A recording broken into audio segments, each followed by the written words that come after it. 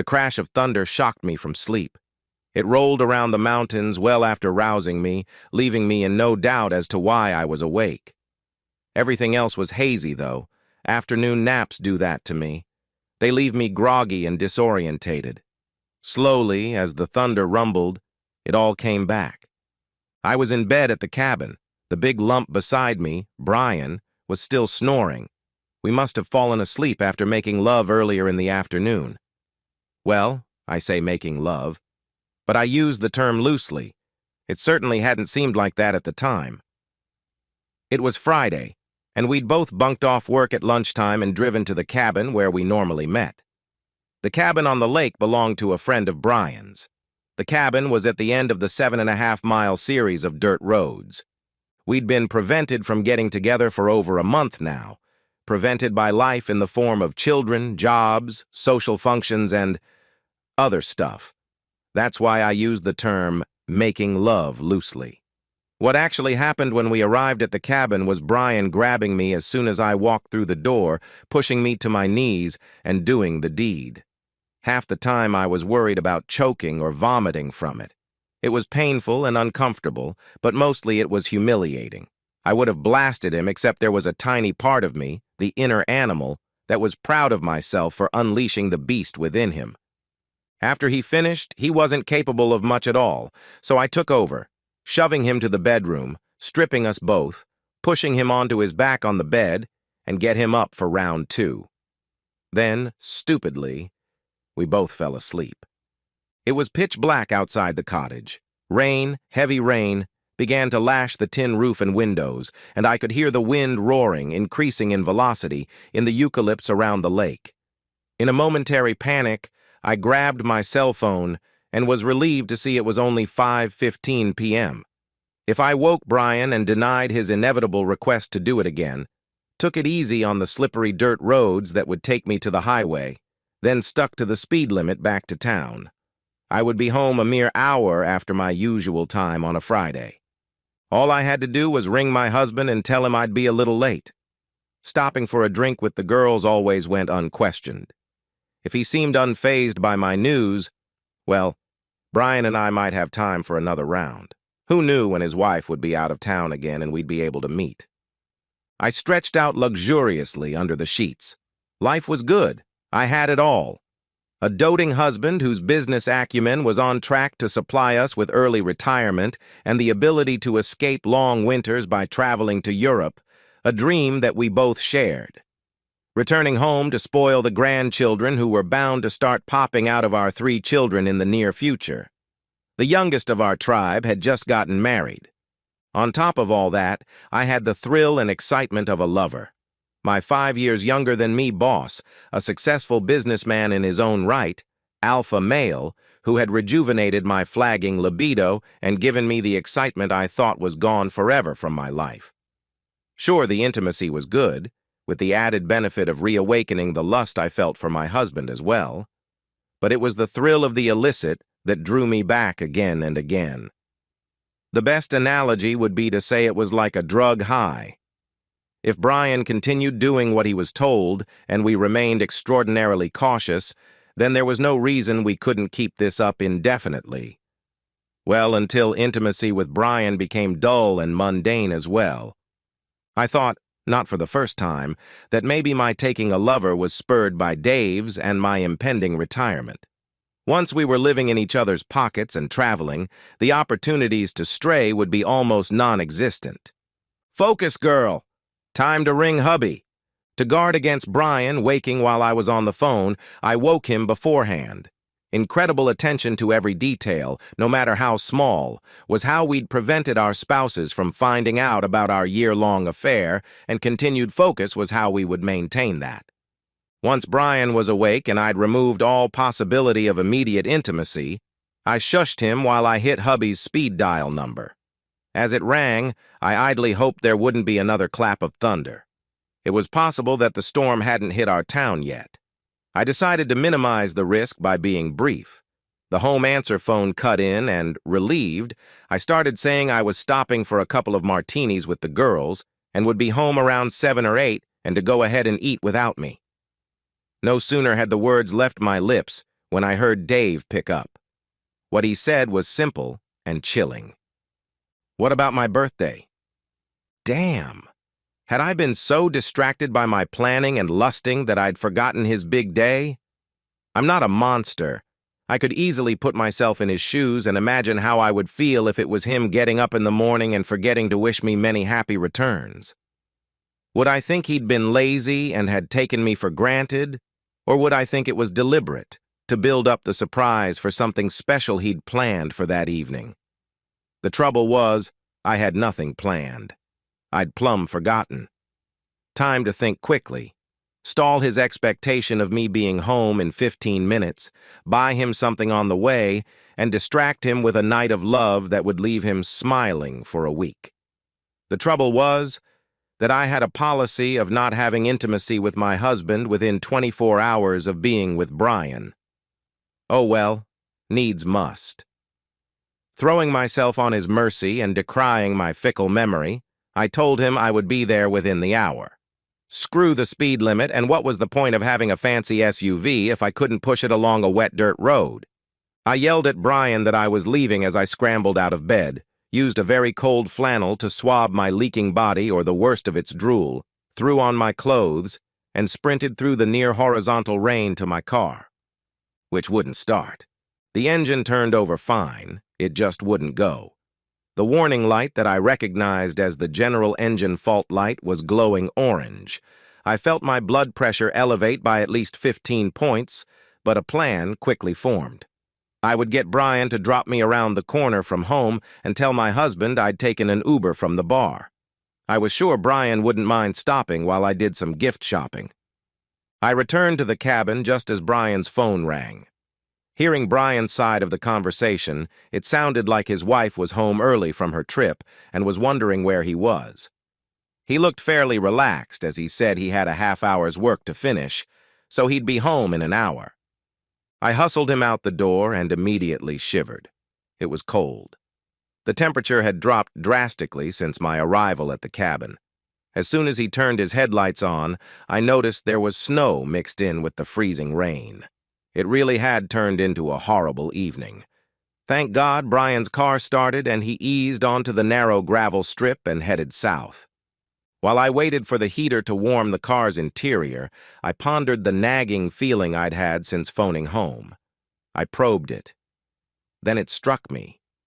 Dave had expressed no disappointment or even surprise that I'd forgotten his birthday. Why the hell was that? If the tables were turned, I'd be livid. Despite our increased sexual activity, I knew we'd drifted apart emotionally over the last year or so, but couldn't believe it was as pronounced as all that. If it was, that was a huge breach of security. My research on affairs has shown that one of the biggest clues to infidelity is a sudden emotional withdrawal. All the more reason to rock Dave's socks off when I arrived home. For the second time in half an hour, an enormous crash roused me. Things happened so fast that it took me seconds to unravel them. We were going up a steep section of road with switchbacks where the road doubled back on itself. The wind must have dislodged a dead branch which had smashed Brian's windscreen totally. In a panic, he'd hit the brakes and slid into the bank. That was lucky as there was a drop-off on the other side. Rain poured in the window.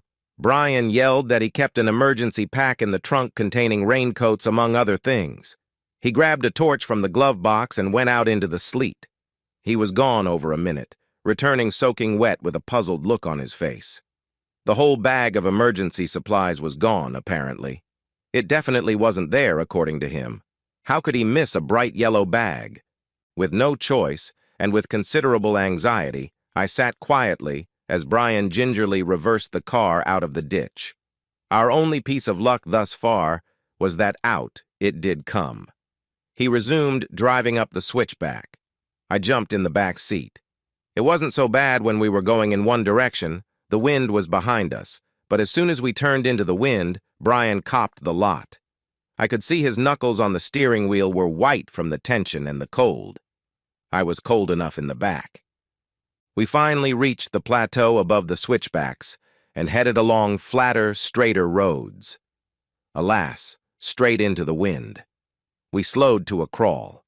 I began to shiver uncontrollably. It must have been about 10 minutes later when I was busy in my head planning, when Brian cursed, the car lurched, and then slewed off the road. Luckily, we were only going about 10 kilometers per hour when we hit the tree. Brian's foray outside revealed we'd lost a front wheel and the studs were sheared off. We weren't going any further in that car. Not for the first time, my anxiety escalated, and I began worrying about my physical as well as my emotional safety. All I had on was my work uniform consisting of a straight-legged skirt, pantyhose, a thin blouse, and a jacket designed for looks rather than warmth.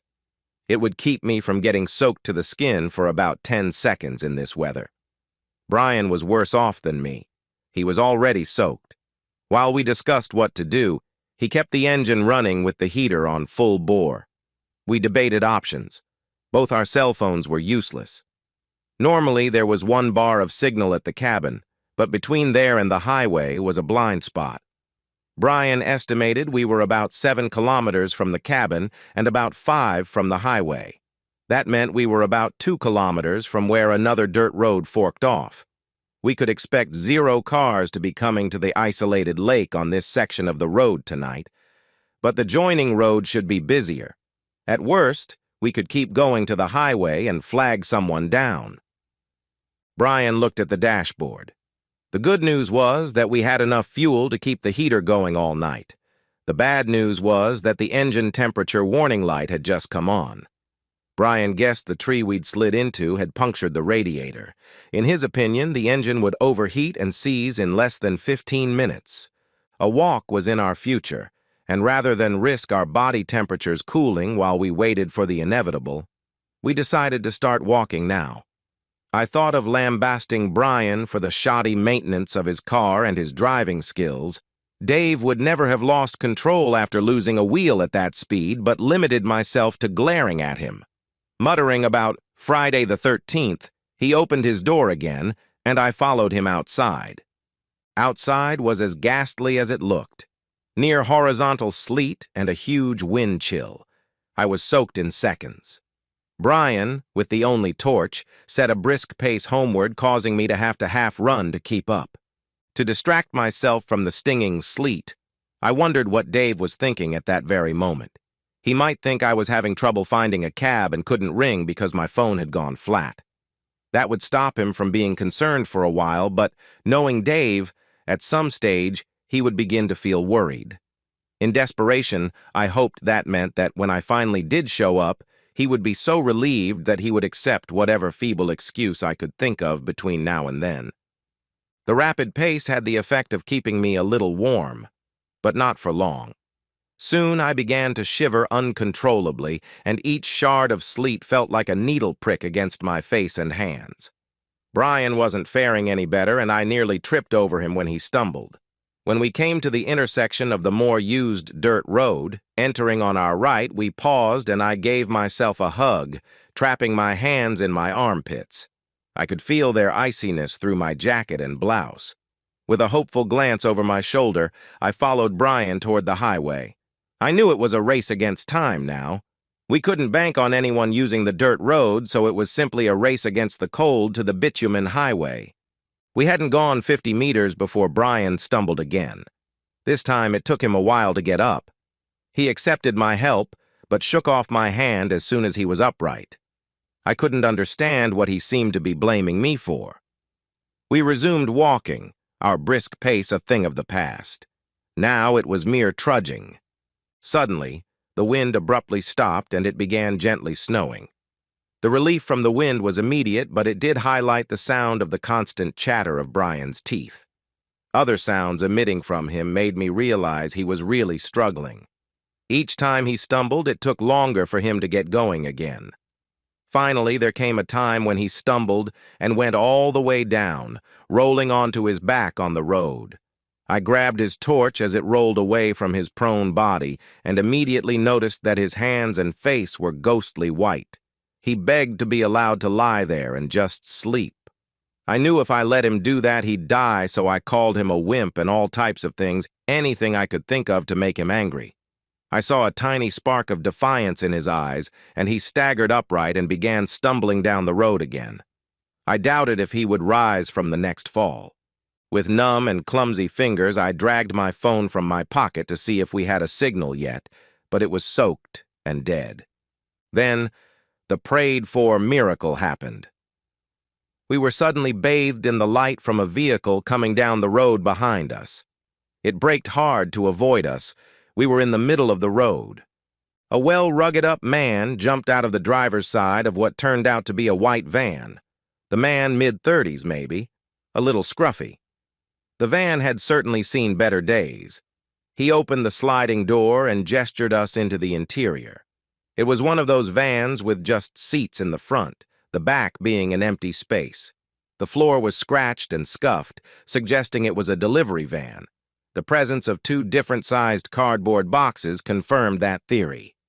As I gratefully pulled myself into the rear, I noticed it had extended headroom and I could comfortably stand. Brian tried to follow me in, but was having trouble lifting his legs. The guy stepped in and basically pulled Brian after him. He closed the side door, and the relief was immediate. Brian slumped heavily onto a box, while the guy crawled through to the cab and cranked up the heater before facing the back again. "Where to, folks?" "Town, please. As quick as you can." An animalistic look of cunning crossed the guy's grimy face. My heart sank. Was the guy some kind of serial killer? Had Brian and I gone from the frying pan to the fire? The guy was in a powerful position, and he knew it. Life or death hung in his hands. He could throw us both out of the van, very possibly to our deaths by hypothermia. In our current state of being, neither of us was strong enough to stop him. Hell, he could probably finish us both by just sitting here. We needed more than the van's heater to stop our body temperatures from falling. The guy's eyes lingered over Brian. Assessing the threat, I guessed. "It'll cost you." I started to fumble in my sodden handbag. "You can put that away. I don't need your money." "What is it you want then?" The last was said in a voice through chattering teeth. With his piggy eyes on Brian, Scruffy said, "A job would be nice." I suppose he thought Brian and I were man and wife. Keeping an eye on Brian guarded against him leaping to my defense. Brian's eyes flashed, but he continued full-body shivering, and his face still had the sickly pale pallor I'd seen in the torchlight. I idly wondered how far he'd go to defend my honor. That question was silently answered when he focused pleading eyes on me. We both knew that I might survive a delay getting into a warm bath, but he probably wouldn't. Nevertheless, what his silent plea was asking me to do caused me to lose whatever respect I still had for him. It transformed into an equal amount of contempt and hate. Forget him. I'd call our savior's bluff. I turned to the slime ball. "You low-life piece of jerk! I'd rather die than have any part of you near me. Even if you force me, you'll have to murder us to stop my husband from hunting you down and killing you afterward." The slime ball turned a strange look toward me. It was part sneer, part amusement, with a tinge of disgust thrown in. "I wasn't talking to you," he replied. 5 simple words, and the game had totally changed. It took Brian many more seconds than me to realize what was happening, but when he did, incredibly, his face turned paler. Soon, the random movement of his shivering turned into distinct shakes of his head, which we all knew was the only defense he could mount if push came to shove. A sudden wave of hatred overcame me. This was all Brian's fault. If he hadn't crashed the stupid car, I would have arrived home, damp, 2 hours ago.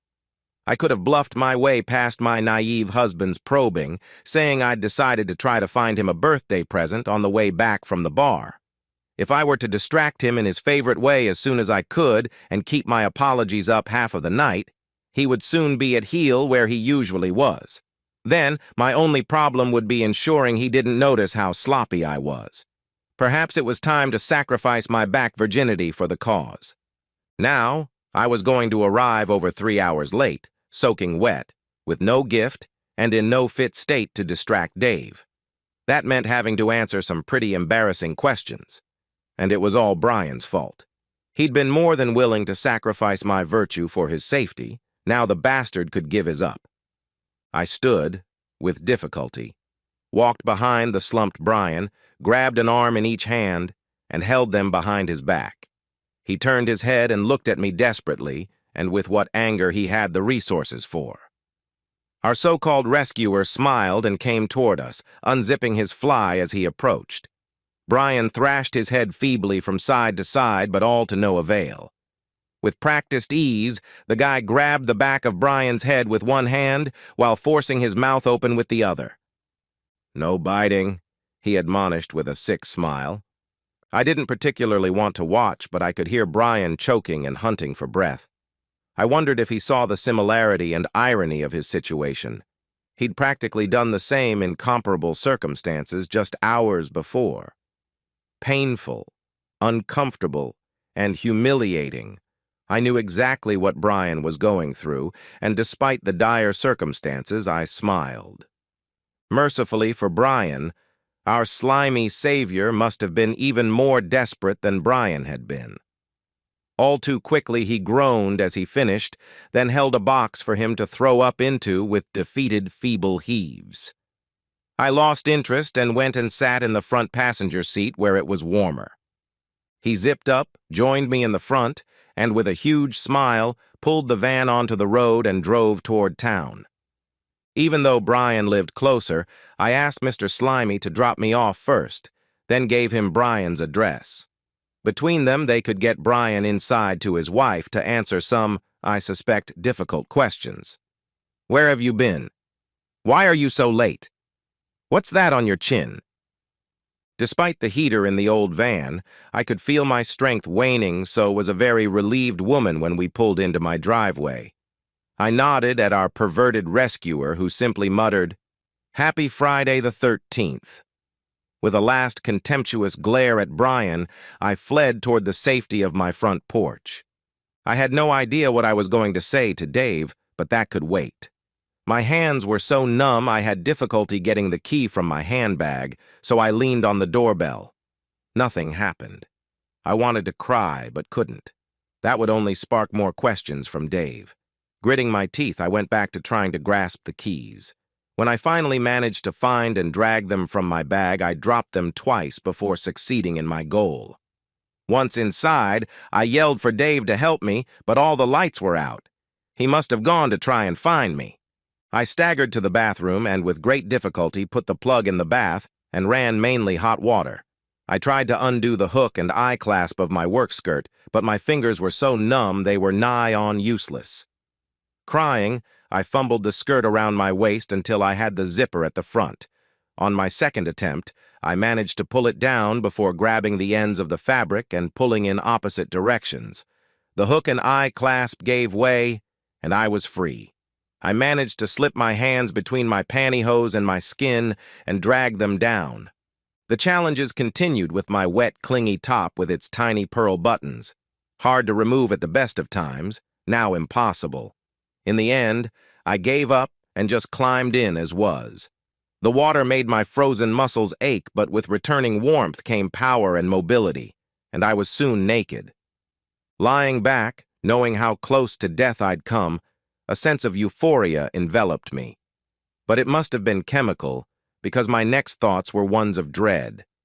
How the hell could I explain all this to Dave? Not only arriving home near dead, 3 hours late, but forgetting his birthday as well? Cleaning inside myself as far as I could, I flexed my reawakening muscles, hoping they would hold out until I'd had Dave to death. It would be touch and go. On the subject of birthday presents, I'd go for honesty. "Sorry, Dave, I plumb forgot." Relieved I was physically safe, and confident I could screw my naive husband out of asking too many unanswerable questions, I closed my eyes and wondered what I'd buy for Dave tomorrow, happily reminisced about Brian's weak choking of just an hour ago, and pondered whether there was anything in all this Friday the 13th nonsense. I knew my eyes shot open. I felt them, felt the light pierce. Knew I was sitting bolt upright by the water slopping over the lip of the bath. It was Friday the 13th. I'd known it since Dave pointed it out to me over breakfast. Although immersed in planning my day with Brian, I'd paid hardly any mind to Dave. So what was the big deal about it being the 13th? Dave's birthday was on the 22nd, 9 days away. That begged the question. Why had Dave made me think I'd forgotten his birthday? A phone call that proved to all and sundry that I was completely inattentive to my husband and had been for some time, to the point I'd forgotten when his birthday was. A phone call that started a panic reaction that led to a whole series of really bad events, life-threatening events. Damn, I think I just answered my own question. Leaping out of the bath, I wrapped a big towel around myself and for some reason rushed straight to the attached garage. It was empty. Dave wasn't there, and neither was his car. He had been, though, quite recently. There were several blobs of half-melted snow around where he usually parked. A set of waterproofs hung on the wall, glistening and still wet. In the spot where my car was normally parked was a strange little tableau. Firstly, there was a bright yellow bag with Smith stenciled on it. Smith was Brian's surname. Incongruously, lying next to the bag was a log, freshly broken and oddly familiar. On top of the bag were 4 thick plastic-coated wires, yellow at both ends and blue for the rest of their length. Again, they looked vaguely familiar. I walked around the odd pile and saw something I would have missed if not for my circuit. It was a small ceramic bowl, and there was something in it. Arranged in a circle around the bowl were 3-wheel nuts. Picking the bowl up, I saw it contained Dave's wedding ring. The bowl itself was chillingly familiar. It was the twin of the one that sat on my desk at work. An aunt of mine had given the set to us as a wedding gift all those years ago. The one before me had resided in a cupboard here at home. The other, the one at work, I used for exactly 2 things, one harmless, the other chilling. Usually it held my car keys after I arrived at work. For the last year, however, it had been used for another purpose. It commonly held my engagement and wedding rings. Somehow, the thought of being with my lover while wearing my wedding rings just seemed wrong. Maybe it was as simple as me feeling like I wasn't married when I took them off. I now knew what the expression, blood turning to ice in your veins, was all about. Wave after wave of chills reinvaded my recently warmed body. Memories of a time, approximately 6 weeks prior, when I'd returned from an afternoon tryst with Brian to be told by the receptionist that my husband had called in at lunchtime and waited in my office for a few minutes before leaving without a word. The fact he'd seen my rings was evidenced by the sight of his wedding ring in an identical bowl on our garage floor. The fact that he'd guessed the significance of me putting them there was attested to by the rest of the pile and recent history. The sequence of my downfall was suddenly clear to me. The discovery that I'd left the office at lunchtime with my boss but had left my rings behind would have aroused pretty strong suspicions in my trusting but not stupid husband. My best guess was that Dave had probably then installed a Find a Phone app on my cell. If it wasn't a sodden hunk of scrap, I could probably prove that theory. I'd been extraordinarily careful not to use any kind of electronic means of communication with Brian. I knew Dave discovering my affair would both devastate him and end my marriage, which would, in turn, devastate me. I'd considered leaving my phone along with my rings when going out with Brian, but didn't. It seemed like phones were a part of you these days, and besides, considering the roads to the cabin, what if I'd gotten a flat tire? I could imagine Dave remotely following me to the cabin on the lake and seeing Brian's car. Part of our security arrangement was that we never left the office together. After more than 25 years together, I could almost feel how crushed Dave must have felt at that. His emergency trip away a month and a half ago suddenly took on a whole new connotation. Then would have come the watching of my every move, following Brian and me to the cabin after lunch today, looking at the sky and maybe the weather forecast. Had he seen the storm as the gods blessing his intended actions? Using that highly intelligent brain of his and a lifetime with me to predict the future and how I would respond to a fabricated, stressful situation. Opening 2 cars that Brian and I had felt secure enough to leave unlocked. the removal of the bright yellow emergency bag from Brian's car, and the vital wires from mine.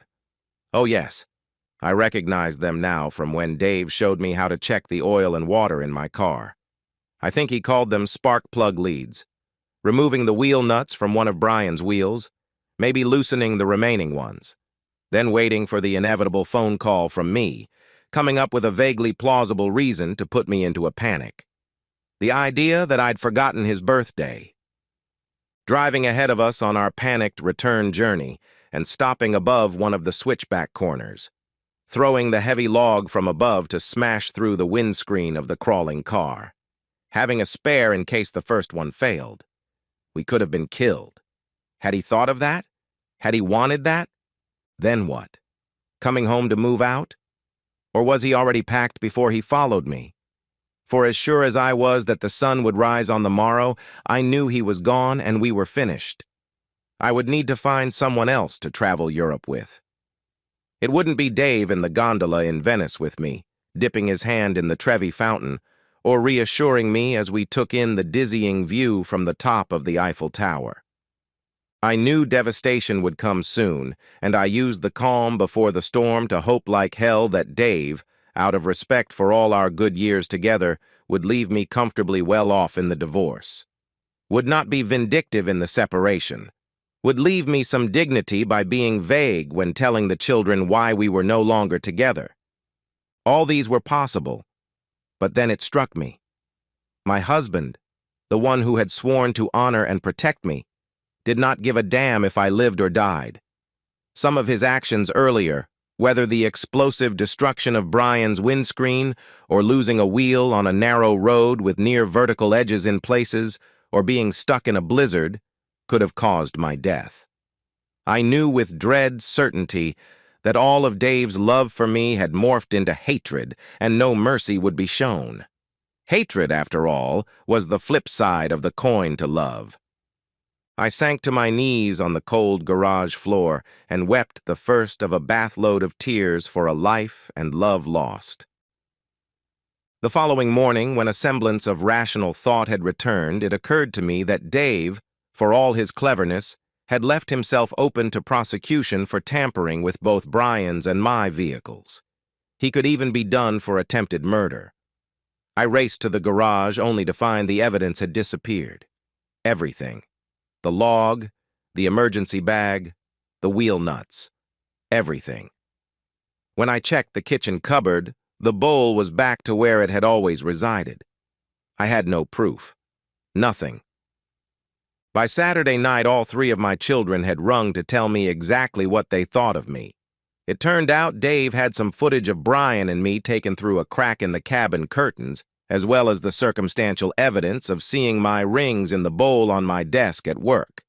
More than enough to hang me with our kids. All attempts to communicate with Dave failed. This number is no longer available. This email was undeliverable. I just wanted him to leave me some of my life. The HR manager at work met me in reception on Monday morning, telling me that Brian had had some sort of mental breakdown and was insisting I be suspended. It turned out his wife knew all about us and had ambushed him on Saturday. She'd heard the doorbell on Friday night and opened the door to find Brian unconscious on the step. The ambulance was quick, and he was well enough by Saturday evening to fully understand just how messed he was by a well-informed, well-prepared, and extremely vindictive wife.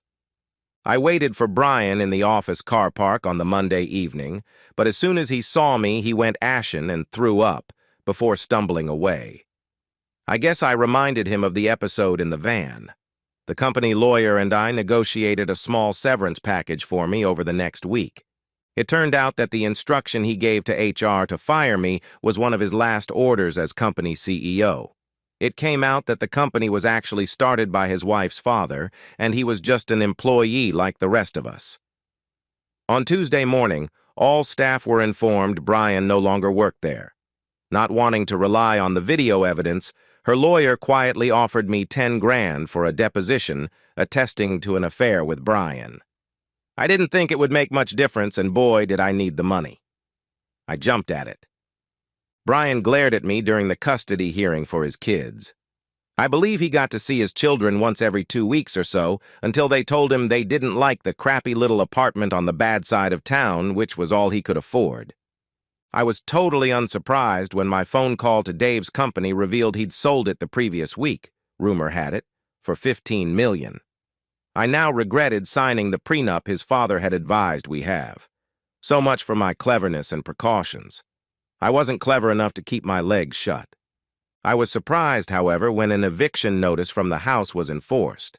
I'd lived in Dave's late parents' house since before we were married, and it felt like I was a spaceman on an extravehicular activity and someone cut the tether.